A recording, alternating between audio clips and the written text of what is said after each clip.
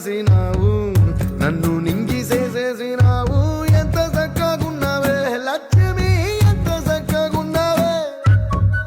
కట్టెల మోపు తలకెత్తుకొని అడుగులోన అడుగెత్త ఉంటే అడవి నీకు గొడిగట్టినట్టు